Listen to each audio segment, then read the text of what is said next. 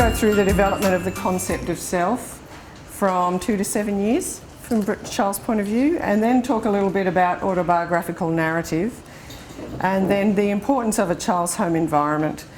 And we've talked all day really about the importance of family and parents, and then social inclusion in early childhood settings, but mainly about some practical things that we can do. So I'll just go. So in terms of the concept of self, this is really based on Susan Harter's work, who's done a lot of work around concept of self and the construction of self. And she talks about the I self, which is the evaluator. This is us from the inside out, about what we think about ourselves, and the me self, which is what other people think of us. So the evaluated. And together we have a sense of self-awareness. So the I self is coming from within, and the what other people think about us as well. So from 2 to 4 years, children have mastered bodily awareness, so they should be running and getting up and balancing a bit more. And then how a child describes him or herself, they call themselves by name, and they talk about what they might look like physically, and they describe a whole range of competencies, like I can run really fast, or I know the alphabet, but that's like A, B, C, D, F, G, Z. But as far as they're concerned, that's the alphabet. And they, boys tend to be, evaluate themselves in terms of their activities and skills, and girls tend to be more likely to describe themselves socially and in a sort of an emotional and within a relationship. So I'm sad when grandma leaves. And so we have children during this time as well, their play reflecting the behaviours that they see in their home and environment, and that they, and you can see through children's play how they're interpreting their understanding of the world. And as well, the interactions with parents and with adults during this time are really critical, because you're building a sense of how a child understands who they are. And so a little bit more about the 2 to 4 self-concept. So it's this emerging how they understand themselves is, you can see in their behaviour. And I've thought a lot more about this since I presented in Brisbane. It's how children behave often is a reflection of how they see themselves. And they can do, and what they say also says that. So I'm strong, I can lift this big truck. They also define themselves in terms of possessions. So I've got a black cat and I've got new shoes, and a sense of control over their actions and their thoughts. And at this age, they overestimate their abilities. So I can kick to the sky, okay? And if you tell them any different, they wouldn't believe you. So there's this sense of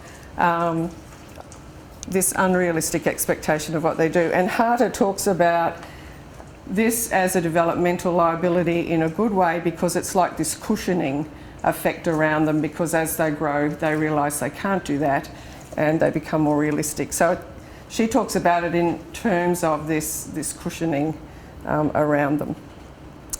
There's also difficulty distinguishing between their desired and their actual performance, and there's little coherence in their self-representations, so they can vary quite a bit. They also have an inability to socially compare themselves to others, but they compare themselves to themselves. So I'm really big now, you know, I'm really big, for example, and it's all or nothing thinking, which I think is really important. So I'm always happy, or I'm always good, or I'm always bad. There's nothing in between. And parents help to build this sense of their self or their own story, their autobiographical narrative. And young children manifest their self-esteem in their behaviour, as I mentioned before. So how they behave is often a reflection of how they're feeling. So if you have a high self-esteem, children tend to have active displays of they're confident, they're curious, they show initiative, and they show independence, because they've got this sense of control or this sense of mastery, and they can adapt to change or stress. So part of that is knowing if I am stressed and I am upset, they have a security within responsive parenting and a safe home that they'll be looked after, that they'll be okay. They also have a sense that they can feel safe and they can act silly and be really playful, and they're accepted totally for who they are. And life is really good. Like, life is something to get up in the morning and to enjoy. Whereas low self-esteem, children with low self-esteem have a failure to display confidence. Usually they're not so curious, they may not take initiative, and they may not show that sense of control and independence.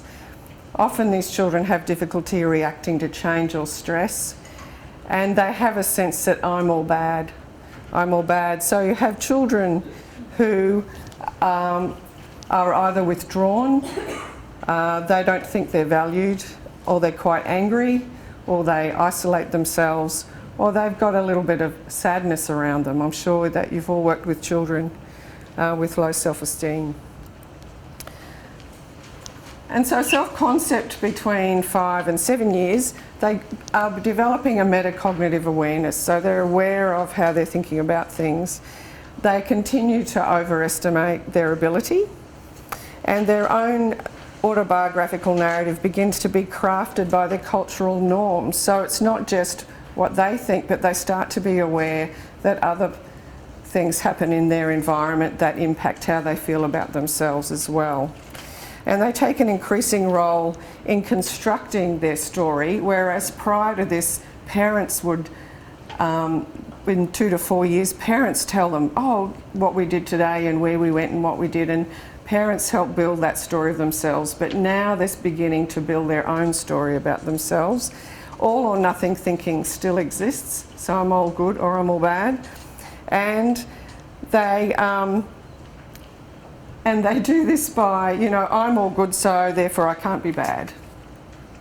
And so we have children at this age who are building their own story by what they do, and they're starting to listen to what other people say about them.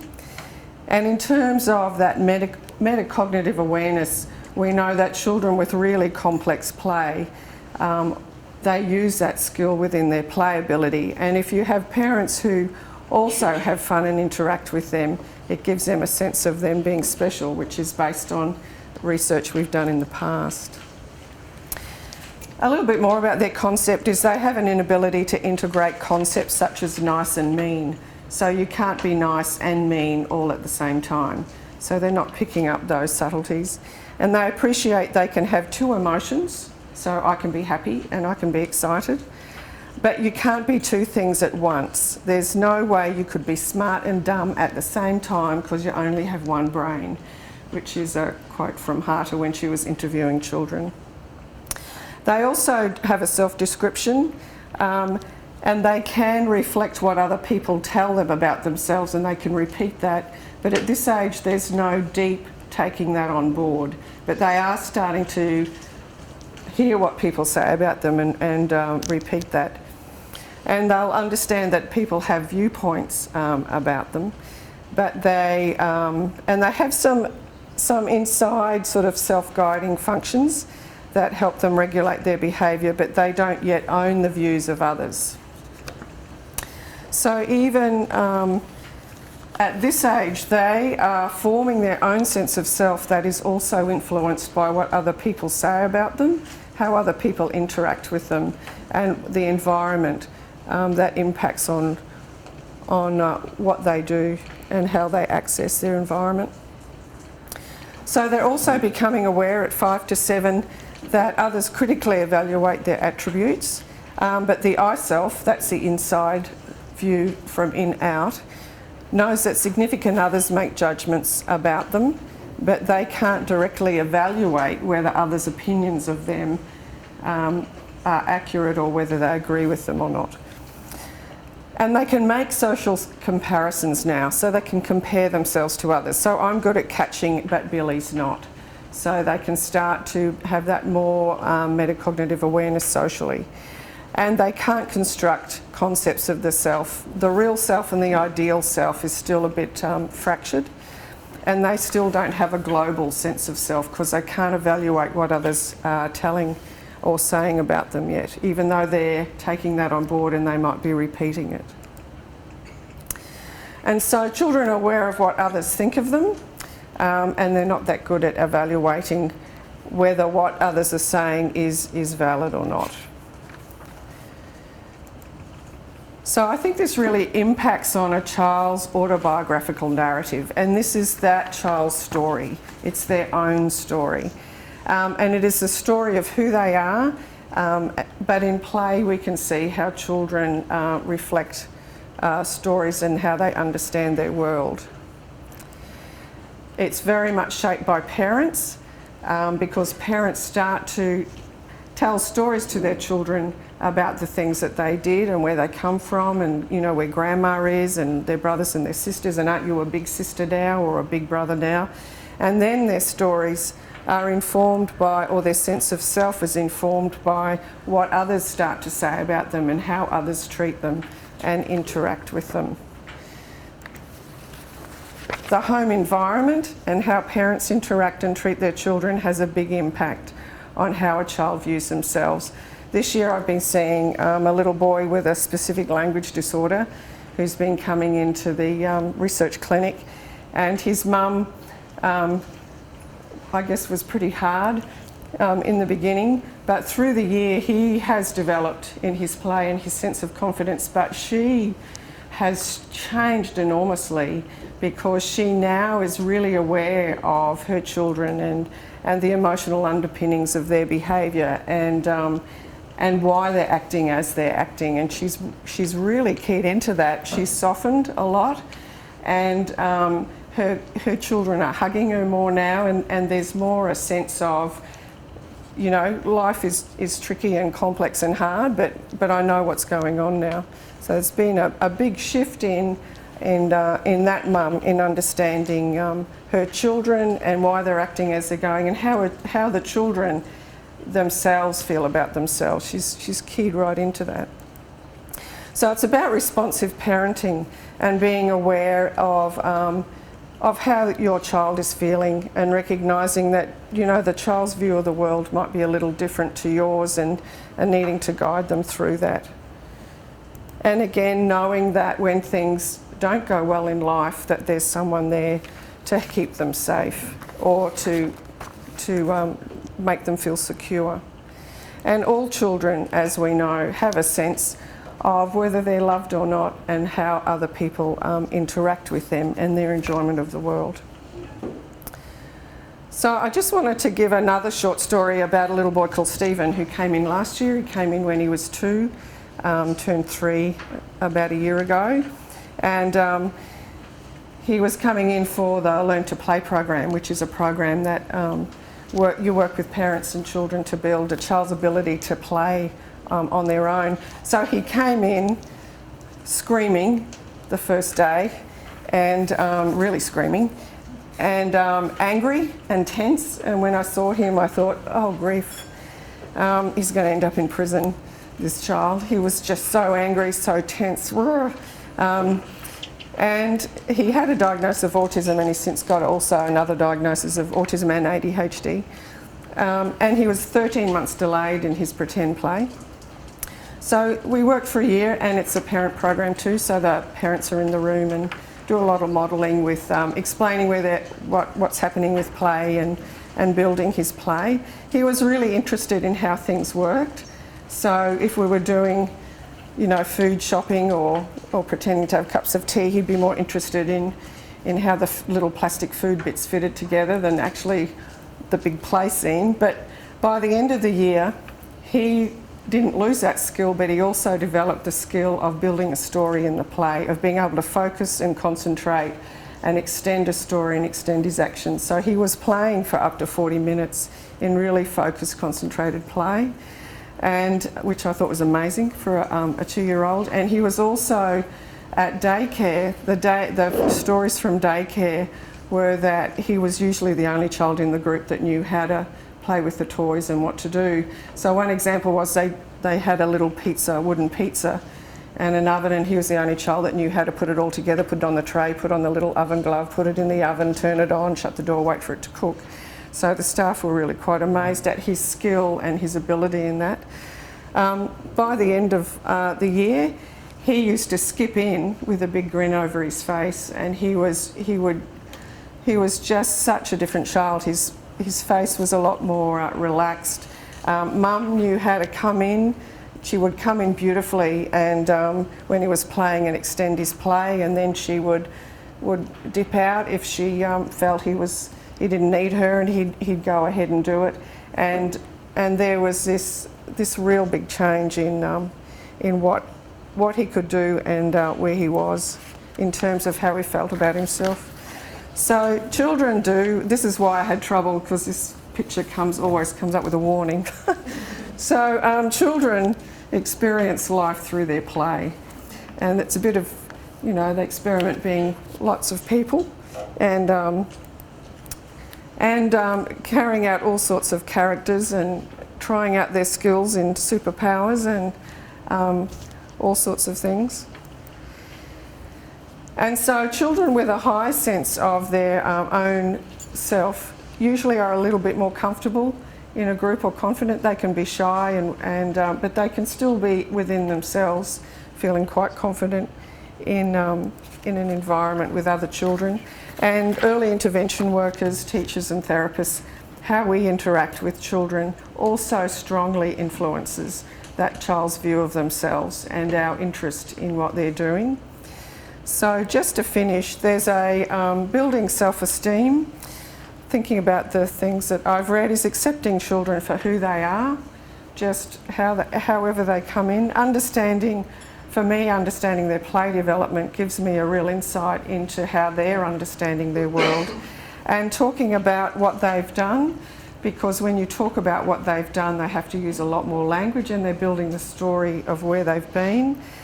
Taking pictures of them playing or what they're doing, and putting them into a book, making their own narrative. And I know with a lot of foster children whose life history and life experience has been really fractured, I know a lot of people working with foster children do this now as part of building their sense of their own story, their own autobiographical narrative. And I think when you know who you are and you have a sense of who you are and where you're coming from, it really gives you a sense of where you are in the world.